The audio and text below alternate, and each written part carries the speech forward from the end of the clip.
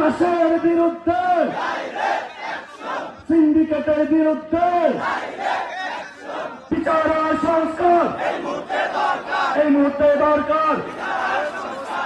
এখানে অসংখ্য মানুষ শহীদ হয়েছে, আপনাদের অসংখ্য মানুষ তাদের অঙ্গহানি হয়েছে। আমাদের আলেম সমাজ এই গণঅভ্যুত্থানে অংশগ্রহণ করেছিল। আমাদের মায়েরা কোলের বাচ্চা নিয়ে গণঅভ্যুত্থানে অংশগ্রহণ করেছিল। আমাদের মায়েরা বোনেরা এখানে উপস্থিত হয়েছেন। ডাইরেক্ট অ্যাকশন, পাবনাবাসীর অ্যাকশন, অ্যাকশন টু অ্যাকশন, বিচার আর সংস্কার এই মুহূর্তে দরকার। বিচার আর সংস্কার এই মুহূর্তে দরকার। বিচার আর সংস্কার এই মুহূর্তে দরকার। প্রিয় তরুণ প্রজন্ম, আপনাদেরকে সচেতন থাকতে হবে, সত্যকে সত্য মানতে হবে, পাপের ইজ্জত নিয়েও প্রশ্ন করতে হবে। দুর্নীতি বিরোধী অভিযান ছিল হোক নিজের ঘর থেকে।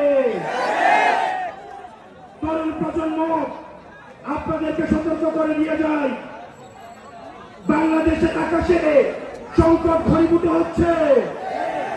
আমরা নাকি নির্বাচন পিছিয়ে দিতে চাই। নির্বাচন তারাই পিছিয়ে দিচ্ছে যারা সংস্কারকে পিছিয়ে দিচ্ছে।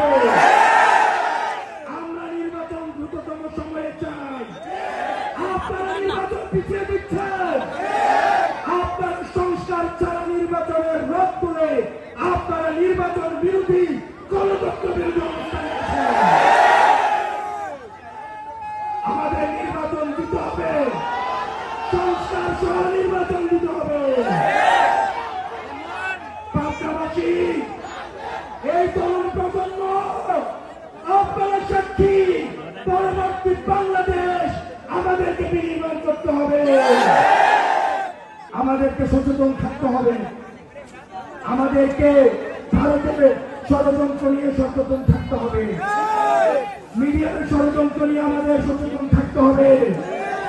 আওয়ামী লীগের ষড়যন্ত্র নিয়ে আমাদের সচেতন থাকতে হবে। একদম আমাদের এই অভ্যুত্থানের বিরুদ্ধে অবস্থান নিয়েছে।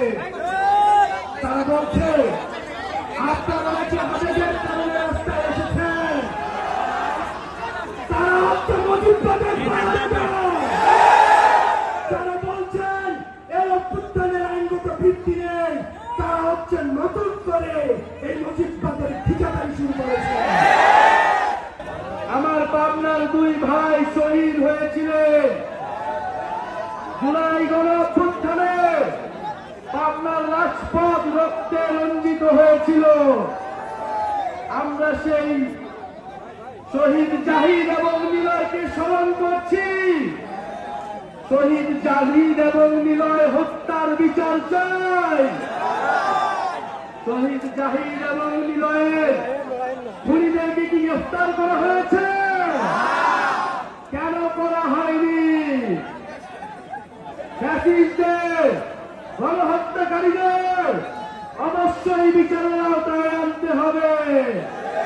প্রিয় পাবনাবাসী, আমরা বলেছিলাম জুলাই গণঅভ্যুত্থানের পরে এই যে ফ্যাসিস্ট হাসিনার রাষ্ট্রপতি, সেই রাষ্ট্রপতি দায়িত্বে থাকতে পারে না।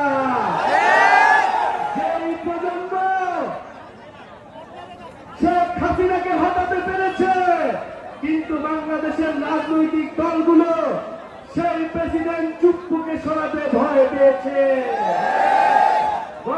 মিডিয়ার সংস্কার লাগবে, পুলিশের সংস্কার লাগবে, আমলাতন্ত্রের সংস্কার লাগবে, সেনাবাহিনীর সংস্কার লাগবে। সংস্কারের মধ্য দিয়েই আমরা নতুন দেশ গড়ব। বিচার সংস্কার এবং নতুন সংবিধানই আমাদের অভিমুখ। আমরা বলেছিলাম অভ্যুত্থানের মধ্যে স্কুল কলেজে, বাংলাদেশের প্রতিটি দেওয়ালে দেওয়ালে আমাদের তরুণরা, আমাদের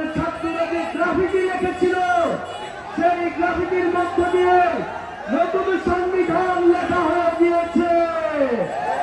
আপনারা কি দেখেছেন সেসব গ্রাফিতি? এর মধ্য দিয়ে বাংলাদেশ পরিচালিত হবে।